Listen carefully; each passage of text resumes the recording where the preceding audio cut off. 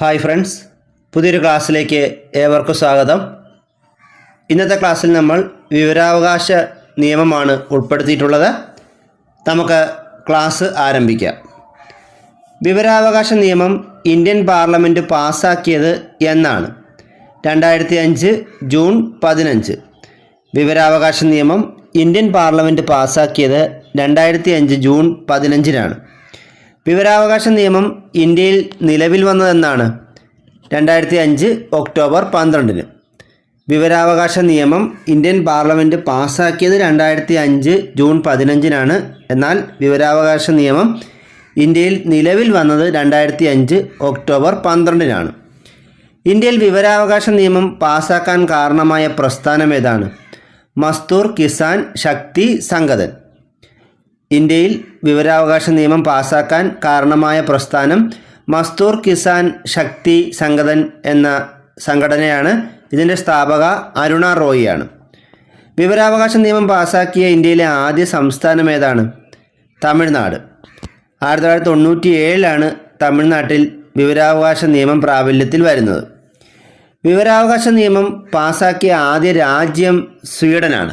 വിവരാവകാശ നിയമം പാസ്സാക്കിയ ആദ്യ രാജ്യം സ്വീഡനാണ്. വിവരാവകാശ നിയമം പാസ്സാക്കുന്ന എത്രാമത്തെ രാജ്യമാണ് ഇന്ത്യ? 55. വിവരാവകാശ നിയമം പാസ്സാക്കുന്ന 55-ാമത്തെ രാജ്യമാണ് ഇന്ത്യ. ഇന്ത്യയിലെ വിവരാവകാശ നിയമത്തിൻ്റെ മുൻഗാമി എന്നറിയപ്പെടുന്ന നിയമം ഏതാണ്? Freedom of information act 2002. ഇന്ത്യയിലെ വിവരാവകാശ നിയമത്തിൻ്റെ മുൻഗാമി എന്നറിയപ്പെടുന്ന നിയമം ഫ്രീഡം ഓഫ് ഇൻഫർമേഷൻ ആക്ട് 2002 ആണ്. ജനാധിപത്യത്തിൻ്റെ സൂര്യ തേജസ് എന്നറിയപ്പെടുന്ന നിയമം ഏതാണ്? വിവരാവകാശ നിയമം.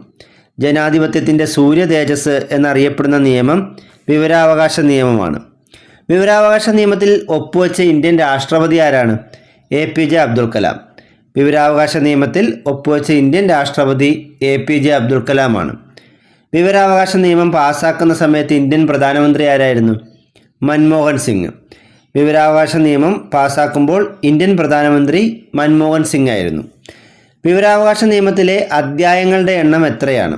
6. വിവരാവകാശ നിയമത്തിൽ 6 അധ്യായങ്ങളും 31 വകുപ്പുകളും 2 പട്ടികകളാണ് ഉള്ളത്. അപ്പോൾ വിവരാവകാശ നിയമത്തിലെ അധ്യായങ്ങളുടെ എണ്ണം 6 വകുപ്പുകളുടെ എണ്ണം 31. വകുപ്പെന്ന് പറഞ്ഞാൽ സെക്ഷനാണ്. സെക്ഷനുകളുടെ എണ്ണം 31. പട്ടികകളുടെ എണ്ണം, പട്ടിക അല്ലെങ്കിൽ ഷെഡ്യൂളിൻ്റെ എണ്ണം 2. വിവരാവകാശ നിയമത്തിലെ വ്യവസ്ഥകൾക്ക് വിധേയമായി എല്ലാ പൗരന്മാർക്കും വിവരാവകാശം ഉണ്ടായിരിക്കുമെന്ന് പ്രതിപാദിക്കുന്ന വകുപ്പ് ഏതാണ്? സെക്ഷൻ 3. വിവരാവകാശ നിയമത്തിലെ വ്യവസ്ഥകൾക്ക് വിധേയമായി എല്ലാ പൗരന്മാർക്കും വിവരാവകാശം ഉണ്ടായിരിക്കുമെന്ന് പ്രതിപാദിക്കുന്ന വകുപ്പ് സെക്ഷൻ 3 ആണ്. പബ്ലിക് ഇൻഫർമേഷൻ ഓഫീസർമാരുടെ നിയമനത്തെക്കുറിച്ച് പ്രതിപാദിക്കുന്ന വകുപ്പ് ഏതാണ്? സെക്ഷൻ 5 ആണ്. പബ്ലിക് ഇൻഫർമേഷൻ ഓഫീസർമാരുടെ നിയമനത്തെക്കുറിച്ച് പ്രതിപാദിക്കുന്ന സെക്ഷൻ 5 ആണ്. വിവരം ലഭിക്കുന്നതിനുള്ള അപേക്ഷയെക്കുറിച്ച് പ്രതിപാദിക്കുന്ന സെക്ഷൻ ഏതാണ്? സെക്ഷൻ 6. വിവരം ലഭിക്കുന്നതിനുള്ള അപേക്ഷയെക്കുറിച്ച് പ്രതിപാദിക്കുന്ന സെക്ഷൻ 6 ആണ്. വിവരാവകാശ നിയമപ്രകാരം വിവരം ലഭിക്കുന്നതിന് അപേക്ഷ സമർപ്പിക്കേണ്ടത് ആർക്കാണ്? പബ്ലിക് ഇൻഫർമേഷൻ ഓഫീസർ അല്ലെങ്കിൽ അസിസ്റ്റൻ്റ് പബ്ലിക് ഇൻഫർമേഷൻ ഓഫീസർ. വിവരാവകാശ നിയമപ്രകാരം വിവരം ലഭിക്കുന്നതിന് അപേക്ഷ സമർപ്പിക്കേണ്ടത് പബ്ലിക് ഇൻഫർമേഷൻ ഓഫീസർ അല്ലെങ്കിൽ അസിസ്റ്റൻ്റ് പബ്ലിക് ഇൻഫർമേഷൻ ഓഫീസർക്കാണ്. വിവരാവകാശ നിയമപ്രകാരം അപേക്ഷ സമർപ്പിക്കുമ്പോൾ നൽകേണ്ട ഫീസ് എത്ര രൂപയാണ്? 10 രൂപ. വിവരാവകാശ നിയമപ്രകാരം അപേക്ഷ സമർപ്പിക്കുമ്പോൾ നൽകേണ്ട ഫീസ് 10 രൂപയാണ്. വിവരാവകാശ നിയമപ്രകാരം വിവരം നൽകുന്നതിന് വീഴ്ച വരുത്തുന്ന പബ്ലിക് ഇൻഫർമേഷൻ ഓഫീസർ അടയ്ക്കേണ്ട പിഴ എത്രയാണ്? ഒരു ദിവസത്തേക്ക് 250 രൂപയും പരമാവധി 25,000 രൂപയും. വിവരാവകാശ നിയമപ്രകാരം വിവരം നൽകുന്നതിന് വീഴ്ച വരുത്തുന്ന പബ്ലിക് ഇൻഫർമേഷൻ ഓഫീസർ അങ്ങനെ വീഴ്ച വരുത്തുന്ന ഓരോ ദിവസത്തേക്കും 250 രൂപ വീതം പിഴയായി അടയ്ക്കണം. ഇങ്ങനെ കൊടുക്കാവുന്ന പരമാവധി പിഴ തുക 25,000 രൂപയുമാണ്. പബ്ലിക് ഇൻഫർമേഷൻ ഓഫീസർക്ക് നൽകിയ വിവരാവകാശ അപേക്ഷയിൽ ലഭിച്ച മറുപടി തൃപ്തികരമല്ലെങ്കിൽ അപ്പീൽ നൽകേണ്ടത് ആർക്കാണ്? പബ്ലിക് ഇൻഫർമേഷൻ ഓഫീസറുടെ തൊട്ടു മുകളിലുള്ള ഉദ്യോഗസ്ഥന്. പബ്ലിക് ഇൻഫർമേഷൻ ഓഫീസർക്ക് നൽകിയ വിവരാവകാശ അപേക്ഷയിൽ ലഭിച്ച മറുപടി തൃപ്തികരമല്ലെങ്കിൽ അപ്പീൽ നൽകേണ്ടത് പബ്ലിക് ഇൻഫർമേഷൻ ഓഫീസറുടെ തൊട്ടു മുകളിലുള്ള ഉദ്യോഗസ്ഥനാണ്. ഒന്നാം അപ്പീൽ നൽകിയിട്ടും തൃപ്തികരമായ മറുപടി ലഭിച്ചില്ലെങ്കിൽ രണ്ടാം അപ്പീൽ സമർപ്പിക്കേണ്ട ആർക്കാണ്? സംസ്ഥാന ഇൻഫർമേഷൻ കമ്മീഷൻ അല്ലെങ്കിൽ കേന്ദ്ര ഇൻഫർമേഷൻ കമ്മീഷൻ.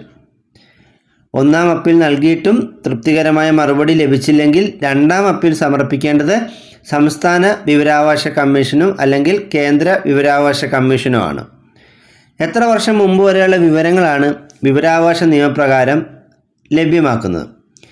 അപേക്ഷിക്കുന്ന തീയതി മുതൽ 20 വർഷം മുമ്പ് വരെയുള്ള വിവരങ്ങൾ മാത്രമേ വിവരാവകാശ നിയമപ്രകാരം നമുക്ക് ലഭ്യമാവുകയുള്ളൂ. വിവരാവകാശ നിയമം സംബന്ധിച്ച കേസുകളിൽ ഇടപെടാൻ അധികാരമുള്ള കോടതികൾ ഏതൊക്കെയാണ്? സുപ്രീം കോടതിയും ഹൈക്കോടതിയും. വിവരാവകാശ നിയമം സംബന്ധിച്ച കേസുകളിൽ ഇടപെടാൻ അധികാരമുള്ള കോടതികൾ സുപ്രീം കോടതിയും ഹൈക്കോടതികളുമാണ്. വിവരാവകാശ നിയമത്തിൻ്റെ പരിധിയിൽ നിന്നും ഒഴിവാക്കിയിട്ടുള്ള സ്ഥാപനങ്ങൾ ഏതെല്ലാമാണ്? കേന്ദ്ര ഇൻ്റലിജൻസും സെക്യൂരിറ്റി ഏജൻസികളും. വിവരാവകാശ നിയമത്തിൻ്റെ പരിധിയിൽ നിന്നും ഒഴിവാക്കിയിട്ടുള്ള സ്ഥാപനങ്ങൾ കേന്ദ്ര ഇൻ്റലിജൻസും സെക്യൂരിറ്റി ഏജൻസികളുമാണ്. വിവരാവകാശ നിയമപ്രകാരം വിവരങ്ങൾ A4 A3 പേജുകളിൽ ലഭിക്കുന്നതിന് നൽകേണ്ട ഫീസ് എത്രയാണ്? പേജ് 1-ന് 3 രൂപ. മുമ്പ് 2 രൂപയായിരുന്നു, എന്നാൽ പുതുക്കിയ നിരക്കാണ് പേജ് 1-ന് 3 രൂപ. ഡിസ്ക്, ഫ്ലോപ്പി എന്നിവയിൽ വിവരം ലഭിക്കാൻ നൽകേണ്ട ഫീസ് 75 രൂപയാണ്. മുമ്പ് ഇത് 50 രൂപയായിരുന്നു, എന്നാൽ നിലവിൽ 75 രൂപയാക്കിയിട്ടുണ്ട്. വിവരാവകാശ നിയമപ്രകാരം അപേക്ഷാ ഫീസിൽ നിന്നും ഒഴിവാക്കപ്പെട്ടിരിക്കുന്ന വിഭാഗം ഏതാണ്? BPL വിഭാഗം. വിവരാവകാശ നിയമപ്രകാരം അപേക്ഷാ ഫീസിൽ നിന്നും ഒഴിവാക്കപ്പെട്ടിട്ടുള്ള വിഭാഗം BPL വിഭാഗമാണ്. പബ്ലിക് ഇൻഫർമേഷൻ ഓഫീസർക്ക് നൽകിയ വിവരാവകാശ അപേക്ഷയിൽ മറുപടി ലഭിക്കേണ്ട സമയപരിധി എത്രയാണ്? 30 ദിവസം. പബ്ലിക് ഇൻഫർമേഷൻ ഓഫീസർക്ക് നൽകിയ വിവരാവകാശ അപേക്ഷയിൽ മറുപടി ലഭിക്കേണ്ട സമയപരിധി 30 ദിവസമാണ്. അസിസ്റ്റൻ്റ് പബ്ലിക് ഇൻഫർമേഷൻ ഓഫീസർക്ക് നൽകിയ വിവരാവകാശ അപേക്ഷയിൽ മറുപടി ലഭിക്കേണ്ട സമയപരിധി 35 ദിവസവുമാണ്. അസിസ്റ്റൻ്റ് പബ്ലിക് ഇൻഫർമേഷൻ ഓഫീസർക്കാണ് അപേക്ഷ നൽകിയതെങ്കിൽ മറുപടി ലഭിക്കേണ്ട സമയപരിധി 35 ദിവസമാണ്. ആവശ്യപ്പെടുന്ന വിവരം വ്യക്തിയുടെ ജീവനെയും സ്വാതന്ത്ര്യത്തെയും സംബന്ധിക്കുന്നതാണെങ്കിൽ മറുപടി ലഭിക്കേണ്ട സമയപരിധി 48 മണിക്കൂറിനുള്ളിൽ മറുപടി നൽകണമെന്നാണ്. ആവശ്യപ്പെടുന്ന വിവരം വ്യക്തിയുടെ ജീവനെയും സ്വാതന്ത്ര്യത്തെയും സംബന്ധിക്കുന്നതാണെങ്കിൽ മറുപടി ലഭിക്കേണ്ട സമയപരിധി 48 മണിക്കൂറാണ്. വിവരാവകാശ നിയമം 2005 സെക്ഷൻ 8(1) പ്രതിപാദിക്കുന്നത് എന്താണ്? വിവരം വെളിപ്പെടുത്തുന്നതിൽ നിന്നും ഒഴിവാക്കപ്പെട്ടവയെക്കുറിച്ചാണ്. വിവരാവകാശ നിയമം 2005 സെക്ഷൻ 8(1) പ്രതിപാദിക്കുന്നത് വിവരം വെളിപ്പെടുത്തുന്നതിൽ നിന്നും ഒഴിവാക്കപ്പെട്ടവയെക്കുറിച്ചാണ്. വിവരാവകാശ അപേക്ഷ മറ്റൊരു വിവരാധികാരിക്ക് കൈമാറാനുള്ള സമയപരിധി എത്രയാണ്? 5 ദിവസം. വിവരാവകാശ അപേക്ഷ മറ്റൊരു വിവരാധികാരിക്ക് കൈമാറാനുള്ള സമയപരിധി 5 ദിവസമാണ്. വിവരാവകാശ നിയമ ഭേദഗതി ബില്ല് 2019 ലോക്സഭയിൽ അവതരിപ്പിച്ചതാരാണ്? 2019 ജൂലൈ 19-ന് ജിതേന്ദ്ര സിംഗാണ് വിവരാവകാശ നിയമ ഭേദഗതി ബില്ല് 2019 ലോക്സഭയിൽ അവതരിപ്പിച്ചത്. 2019 ജൂലൈ 11 ജിതേന്ദ്ര സിംഗ്. വിവരാവകാശ നിയമ ഭേദഗതി ബില്ല് 2019 ലോക്സഭ പാസാക്കിയതെന്നാണ്? 2019 ജൂലൈ 22-ന്. വിവരാവകാശ നിയമ ഭേദഗതി ബില്ല് 2019 രാജ്യസഭ പാസാക്കിയത് 2019 ജൂലൈ 25-നുമാണ്. വിവരാവകാശ നിയമ ഭേദഗതി ബില്ല് 2019 ഇന്ത്യൻ രാഷ്ട്രപതി രാംനാഥ് കോവിന്ദ് ഒപ്പുവെച്ചതെന്നാണ്? 2019 ഓഗസ്റ്റ് 1-ന്. അപ്പോൾ ഈ 3 ചോദ്യങ്ങളും ഒന്നുകൂടെ വായിക്കാം. വിവരാവകാശ നിയമ ഭേദഗതി ബില്ല് 2019 ലോക്സഭ പാസാക്കിയത് 2019 ജൂലൈ 22-നും ഈ ബില്ല് രാജ്യസഭ പാസാക്കിയത് 2019 ജൂലൈ 25-നും ഈ ബില്ലിൽ ഇന്ത്യൻ രാഷ്ട്രപതി രാംനാഥ് കോവിന്ദ് ഒപ്പുവെച്ചത് 2019 ഓഗസ്റ്റ് 1-നുമാണ്. മുഖ്യ വിവരാവകാശ കമ്മീഷണറുടെയും മറ്റ് വിവരാവകാശ കമ്മീഷണർമാരുടെയും കാലാവധി തീരുമാനിക്കാനുള്ള അധികാരം കേന്ദ്ര സർക്കാരിൽ നിക്ഷിപ്തമായത് ഏത് ഭേദഗതിയിലൂടെയാണ്? 2019 വിവരാവകാശ നിയമ ഭേദഗതി. മുഖ്യ വിവരാവകാശ കമ്മീഷണറുടെയും മറ്റ് വിവരാവകാശ കമ്മീഷണർമാരുടെയും കാലാവധി തീരുമാനിക്കാനുള്ള അധികാരം കേന്ദ്ര സർക്കാരിൽ നിക്ഷിപ്തമായത് 2019 വിവരാവകാശ നിയമ ഭേദഗതിയിലൂടെയാണ്. 2019 വിവരാവകാശ നിയമ ഭേദഗതിയിലൂടെ വിവരാവകാശ കമ്മീഷണർമാരുടെ കാലാവധി എത്ര വർഷമായിട്ടാണ് ചുരുക്കിയത്? 3 വർഷം. കേന്ദ്ര മുഖ്യ വിവരാവകാശ കമ്മീഷണറുടെ നിലവിലെ ശമ്പളം എത്രയാണ്? 2.5 ലക്ഷം രൂപ. കേന്ദ്ര മുഖ്യ വിവരാവകാശ കമ്മീഷണറുടെ നിലവിലെ ശമ്പളം 2,50,000 രൂപയാണ്. കേന്ദ്ര വിവരാവകാശ കമ്മീഷണർമാർ, സംസ്ഥാന മുഖ്യ വിവരാവകാശ കമ്മീഷണർ, സംസ്ഥാന വിവരാവകാശ കമ്മീഷണർമാർ എന്നിവരുടെ ശമ്പളം 2.25 ലക്ഷം രൂപയാണ്. കേന്ദ്ര വിവരാവകാശ കമ്മീഷണർമാർ, സംസ്ഥാന മുഖ്യ വിവരാവകാശ കമ്മീഷണർ, സംസ്ഥാന വിവരാവകാശ കമ്മീഷണർമാർ എന്നിവരുടെ ശമ്പളം 2.25 ലക്ഷം രൂപയാണ്. വിവരാവകാശ ഭേദഗതി നിയമം 2019 പ്രകാരം ഭേദഗതി ചെയ്യപ്പെട്ട വകുപ്പുകൾ ഏതൊക്കെയാണ്? 13, 16, 27. വിവരാവകാശ ഭേദഗതി നിയമം 2019 പ്രകാരം ഭേദഗതി ചെയ്യപ്പെട്ട വകുപ്പുകളാണ് വകുപ്പ് 13, 16, 27 എന്നിവ. വിവരാവകാശ നിയമപ്രകാരം അപേക്ഷ സമർപ്പിച്ച ആദ്യ വ്യക്തി ആരാണ്? ഷാഹിദ് റാസ ബെർണായി. വിവരാവകാശ നിയമപ്രകാരം അപേക്ഷ സമർപ്പിച്ച ആദ്യ വ്യക്തി ഷാഹിദ് റാസ ബെർണയിയാണ്. കൃത്യമായ വിവരം നൽകുന്നതിന് വീഴ്ച വരുത്തിയ ഇൻഫർമേഷൻ ഓഫീസർക്കെതിരെ ജാമ്യമില്ലാ അറസ്റ്റ് വാറണ്ട് പുറപ്പെടുവിച്ച ആദ്യ സംസ്ഥാനം ഏതാണ്? അരുണാചൽ പ്രദേശ്. വിവരാവകാശ നിയമത്തിൽ കൃത്യമായ വിവരം നൽകുന്നതിന് വീഴ്ച വരുത്തിയ ഇൻഫർമേഷൻ ഓഫീസർക്കെതിരെ ജാമ്യമില്ലാ അറസ്റ്റ് വാറണ്ട് പുറപ്പെടുവിച്ച ആദ്യ സംസ്ഥാനം അരുണാചൽ പ്രദേശാണ്. ടെലിഫോണിലൂടെ വിവരാവകാശ നിയമപ്രകാരം അപേക്ഷ സമർപ്പിക്കാനുള്ള സംവിധാനം ഏർപ്പെടുത്തിയ ആദ്യ സംസ്ഥാനം ഏതാണ്? ഉത്തർപ്രദേശ്. ടെലിഫോണിലൂടെ വിവരാവകാശ നിയമപ്രകാരം അപേക്ഷ സമർപ്പിക്കാനുള്ള സംവിധാനം ഏർപ്പെടുത്തിയ ആദ്യ സംസ്ഥാനം ഉത്തർപ്രദേശാണ്. കേന്ദ്ര വിവരാവകാശ കമ്മീഷൻ രൂപീകരിച്ചത് വിവരാവകാശ നിയമത്തിലെ ഏത് വകുപ്പ് പ്രകാരമാണ്? സെക്ഷൻ 12 പ്രകാരം. സെക്ഷൻ 12 പ്രകാരമാണ് കേന്ദ്ര വിവരാവകാശ കമ്മീഷൻ രൂപീകരിച്ചിട്ടുള്ളത്. കേന്ദ്ര വിവരാവകാശ കമ്മീഷൻ ഉൾക്കൊള്ളുന്ന മന്ത്രാലയം ഏതാണ്? Ministry of personal and training. കേന്ദ്ര വിവരാവകാശ കമ്മീഷൻ ഉൾക്കൊള്ളുന്ന മന്ത്രാലയം ministry of personal and training ആണ്. കേന്ദ്ര വിവരാവകാശ കമ്മീഷനിലെ അംഗസംഖ്യ എത്രയാണ്? മുഖ്യ വിവരാവകാശ കമ്മീഷണറും 10-ൽ കൂടാത്ത വിവരാവകാശ കമ്മീഷണർമാരും. കേന്ദ്ര വിവരാവകാശ കമ്മീഷനിലെ അംഗസംഖ്യ മുഖ്യ വിവരാവകാശ കമ്മീഷണറും 10-ൽ കൂടാത്ത വിവരാവകാശ കമ്മീഷണർമാരുമാണ് കേന്ദ്ര വിവരാവകാശ കമ്മീഷനിലെ അംഗസംഖ്യ. കേന്ദ്ര വിവരാവകാശ കമ്മീഷൻ അംഗങ്ങളെ തിരഞ്ഞെടുക്കുന്ന കമ്മിറ്റിയിലെ അംഗങ്ങൾ ആരൊക്കെയാണ്?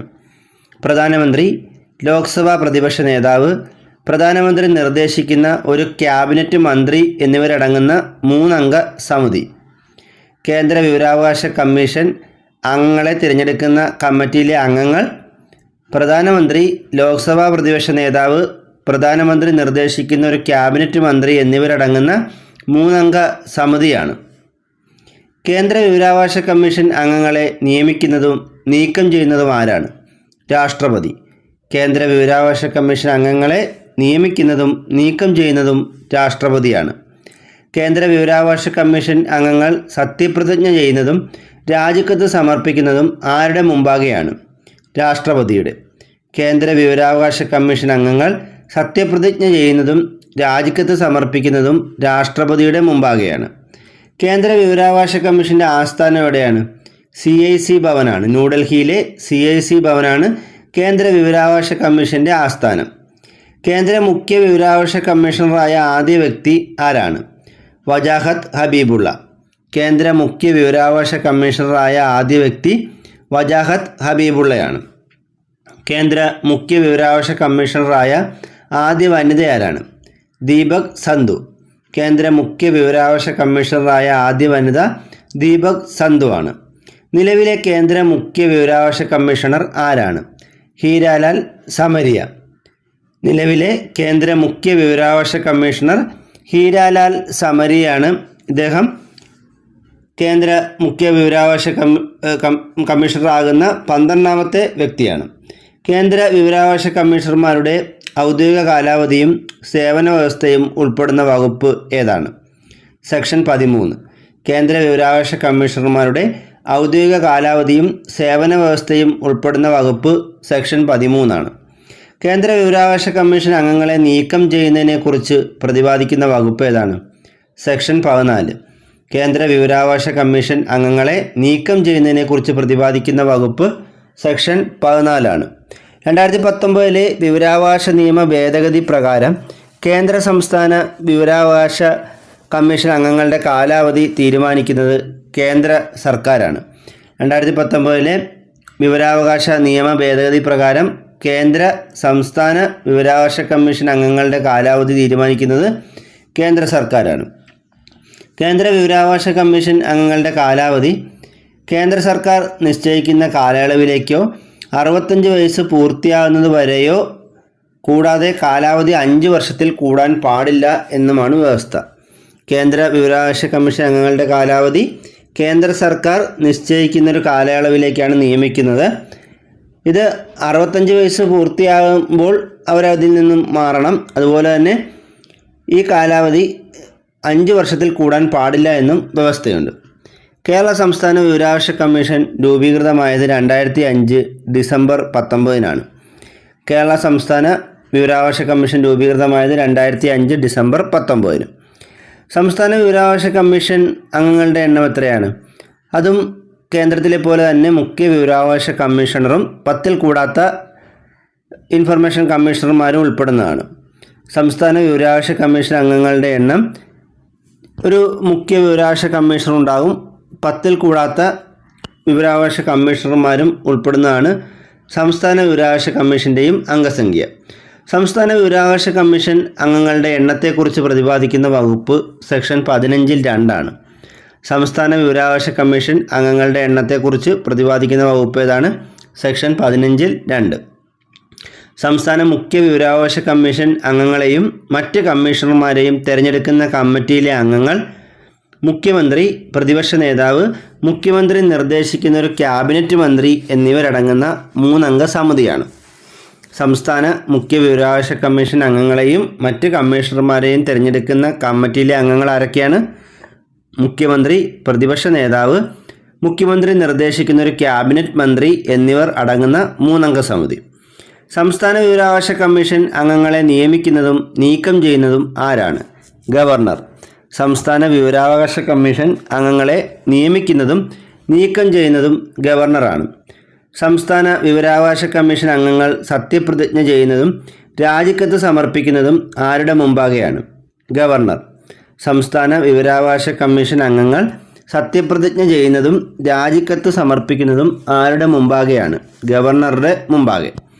സംസ്ഥാന വിവരാവകാശ കമ്മീഷൻ റിപ്പോർട്ട് സമർപ്പിക്കുന്നത് സംസ്ഥാന സർക്കാരിനാണ്. സംസ്ഥാന വിവരാവകാശ കമ്മീഷൻ റിപ്പോർട്ട് സമർപ്പിക്കുന്നത് സംസ്ഥാന സർക്കാരിനാണ്. സംസ്ഥാന വിവരാവകാശ കമ്മീഷൻ അംഗങ്ങളുടെ ഔദ്യോഗിക കാലാവധിയും സേവന വ്യവസ്ഥകളും പ്രതിപാദിക്കുന്ന വകുപ്പ് ഏതാണ്? സെക്ഷൻ 16. സംസ്ഥാന വിവരാവകാശ കമ്മീഷൻ അംഗങ്ങളുടെ ഔദ്യോഗിക കാലാവധിയും സേവന വ്യവസ്ഥയും പ്രതിപാദിക്കുന്ന വകുപ്പ് സെക്ഷൻ 16 ആണ്. സംസ്ഥാന വിവരാവകാശ കമ്മീഷൻ അംഗങ്ങളുടെ കാലാവധി തീരുമാനിക്കുന്നത് കേന്ദ്ര സർക്കാരാണ്. സംസ്ഥാന വിവരാവകാശ കമ്മീഷൻ അംഗങ്ങളുടെ കാലാവധി തീരുമാനിക്കുന്നതും നമ്മൾ നേരത്തെ പറഞ്ഞു, സംസ്ഥാന വിവരാവകാശ കമ്മീഷൻ്റെയും കേന്ദ്ര വിവരാവകാശ കമ്മീഷൻ്റെയും അംഗങ്ങളുടെ കാലാവധി തീരുമാനിക്കാനുള്ള അധികാരം കേന്ദ്ര സർക്കാരിനാണ്. സംസ്ഥാന വിവരാവകാശ കമ്മീഷൻ അംഗങ്ങളുടെ പ്രായപരിധി എത്രയാണ്? 65 വയസ്സ്. സംസ്ഥാന വിവരാവകാശ കമ്മീഷൻ അംഗങ്ങളുടെ പ്രായപരിധി 65 വയസ്സാണ്. കേരളത്തിലെ പ്രഥമ ചീഫ് ഇൻഫർമേഷൻ കമ്മീഷണർ ആരാണ്? പാലാട്ട് മോഹൻദാസ്. കേരളത്തിലെ പ്രഥമ chief information commissioner Palat Mohandas ആണ്. കേരളത്തിലെ നിലവിലെ മുഖ്യ വിവരാവകാശ കമ്മീഷണർ ആരാണ്? ബി ഹരി നായർ. കേരളത്തിലെ നിലവിലെ മുഖ്യ വിവരാവകാശ കമ്മീഷണർ ബി ഹരി നായരാണ്. സംസ്ഥാന വിവരാവകാശ കമ്മീഷൻ്റെ ആസ്ഥാനം എവിടെയാണ്? തിരുവനന്തപുരം. സംസ്ഥാന വിവരാവകാശ കമ്മീഷൻ്റെ ആസ്ഥാനം തിരുവനന്തപുരമാണ്. വിവരാവകാശ നിയമം അപ്പീൽ അപേക്ഷകളെക്കുറിച്ച് പ്രതിപാദിക്കുന്ന വകുപ്പ് ഏതാണ്? സെക്ഷൻ 19. വിവരാവകാശ നിയമത്തിൽ അപ്പീൽ അപേക്ഷകളെക്കുറിച്ച് പ്രതിപാദിക്കുന്ന വകുപ്പ് സെക്ഷൻ 19 ആണ്. എത്ര ദിവസത്തിനുള്ളിലാണ് ഒന്നാമത്തെ അപ്പീൽ സമർപ്പിക്കേണ്ടത്? മറുപടി ലഭിച്ച് 30 ദിവസത്തിനുള്ളിൽ. എത്ര ദിവസത്തിനുള്ളിലാണ് ഒന്നാം അപ്പീൽ സമർപ്പിക്കേണ്ടത്? ആദ്യത്തെ അപേക്ഷയ്ക്ക് മറുപടി ലഭിച്ച് അല്ലെങ്കിൽ ആദ്യത്തെ അപേക്ഷയ്ക്ക് മറുപടി ലഭിക്കേണ്ട ആ സമയപരിധി തീരുന്ന ആ ദിവസം മുതൽ 30 ദിവസത്തിനുള്ളിൽ ഒന്നാം അപ്പീൽ സമർപ്പിക്കേണ്ടതാണ്. എത്ര ദിവസത്തിനുള്ളിലാണ് രണ്ടാം അപ്പീൽ സമർപ്പിക്കേണ്ടത്? 90 ദിവസത്തിനുള്ളിൽ. ഒന്നാം അപ്പീലിന് ലഭിച്ച മറുപടിയിൽ തൃപ്തിയില്ലെങ്കിൽ രണ്ടാം അപ്പീൽ സമർപ്പിക്കാനുള്ള സമയപരിധി 90 ദിവസമാണ്. ഒന്നാം അപ്പീൽ തീർപ്പാക്കാനുള്ള സമയപരിധി എത്രയാണ്? 30 ദിവസമാണ്. ഒന്നാം അപ്പീൽ തീർപ്പാക്കാനുള്ള സമയപരിധി 30 ദിവസവും രണ്ടാം അപ്പീൽ തീർപ്പാക്കാനുള്ള സമയപരിധി അത് പ്രത്യേകം പറഞ്ഞിട്ടില്ല എവിടെയും. രണ്ടാം അപ്പീൽ തീർപ്പാക്കുന്നതിനുള്ള സമയപരിധി നിഷ്കർഷിച്ചിട്ടില്ല. വിവരാവകാശ നിയമത്തിലെ പിഴകളെക്കുറിച്ച് പ്രതിപാദിക്കുന്ന സെക്ഷൻ ഏതാണ്? സെക്ഷൻ 20. വിവരാവകാശ നിയമത്തിൽ പിഴകളെക്കുറിച്ച് പ്രതിപാദിക്കുന്ന സെക്ഷൻ 20 വിവരാവകാശ അപേക്ഷ നിരസിക്കുവാൻ നിർദ്ദേശിച്ചിരിക്കുന്ന ഏത് വകുപ്പിലാണ്? സെക്ഷൻ 8 വിവരാവകാശ അപേക്ഷ നിരസിക്കുന്നതിനെക്കുറിച്ച് ചില പ്രത്യേക കാരണങ്ങളാൽ വിവരാവകാശ അപേക്ഷ നമുക്ക് നിരസിക്കാൻ സാധിക്കും. അത് പറയുന്നത് സെക്ഷൻ 8 വിവരാവകാശ കമ്മീഷണർമാരുടെ അധികാരങ്ങളും ചുമതലകളും പ്രതിപാദിച്ചിരിക്കുന്ന വകുപ്പ് ഏതാണ്? സെക്ഷൻ 18. വിവരാവകാശ കമ്മീഷണർമാരുടെ അധികാരങ്ങളും ചുമതലകളും പ്രതിപാദിക്കുന്ന വകുപ്പ് സെക്ഷൻ 18 വിവരാവകാശ നിയമത്തിൽ മൂന്നാം കക്ഷിയിൽ നിന്നുള്ള വിവരത്തെക്കുറിച്ച് പ്രതിപാദിക്കുന്ന വകുപ്പ് ഏതാണ്? സെക്ഷൻ 11. വിവരാവകാശ നിയമത്തിൽ മൂന്നാം കക്ഷിയിൽ നിന്നുള്ള വിവരത്തെക്കുറിച്ച് പ്രതിപാദിക്കുന്ന വകുപ്പ് സെക്ഷൻ 11 മൂന്നാം കക്ഷിയുടെ വിവരം ഉൾപ്പെടുന്നുവെങ്കിൽ മറുപടി നൽകേണ്ട സമയപരിധി എത്രയാണ്? 40 ദിവസമാണ്. മൂന്നാം കക്ഷിയുടെ വിവരം ഉൾപ്പെടുന്നുവെങ്കിൽ മറുപടി നൽകേണ്ട സമയപരിധി 40 ദിവസമാണ്. മൂന്നാം കക്ഷിയോട് അഭിപ്രായം ചോദിക്കാൻ വേണ്ട സമയപരിധി എത്രയാണ്? 5 ദിവസം. മൂന്നാം കക്ഷിയോട് അഭിപ്രായം ചോദിക്കാൻ വേണ്ട സമയപരിധി 5 ദിവസമാണ്. വിവരാവകാശ നിയമത്തിൽ നിർവചനങ്ങൾ അടങ്ങിയിട്ടുള്ള സെക്ഷൻ ഏതാണ്? സെക്ഷൻ 2. വിവരാവകാശ നിയമത്തിൽ നിർവചനങ്ങൾ അടങ്ങിയിട്ടുള്ള സെക്ഷൻ 2 ഏത് ഭരണഘടനാ വകുപ്പ് പ്രകാരമാണ് വിവരാവകാശത്തെ ഒരു മൗലിക അവകാശമായി കണക്കാക്കാമെന്ന് സുപ്രീം കോടതി പ്രഖ്യാപിച്ചത്? ആർട്ടിക്കിൾ 19(1)(a) അതായത് അഭിപ്രായ സ്വാതന്ത്ര്യം. വിവരാവകാശ നിയമത്തെ ഒരു മൗലിക അവകാശമാക്കി കണക്കാക്കാമെന്ന് സുപ്രീം കോടതി പ്രഖ്യാപിച്ചത് ഏത് ഭരണഘടനാ വകുപ്പ് പ്രകാരമാണ്? ആർട്ടിക്കിൾ 19(1)(a) പ്രകാരം. അത് അഭിപ്രായ സ്വാതന്ത്ര്യത്തെക്കുറിച്ചാണ് ഈ വകുപ്പിൽ പ്രതിപാദിക്കുന്നത്. അപ്പോൾ ഇന്നത്തെ ക്ലാസ് ഇവിടെ അവസാനിച്ചിരിക്കുകയാണ്. കൂടുതൽ അറിവുകളുമായി മറ്റൊരു ക്ലാസ്സിൽ വീണ്ടും കാണാം. Thank you.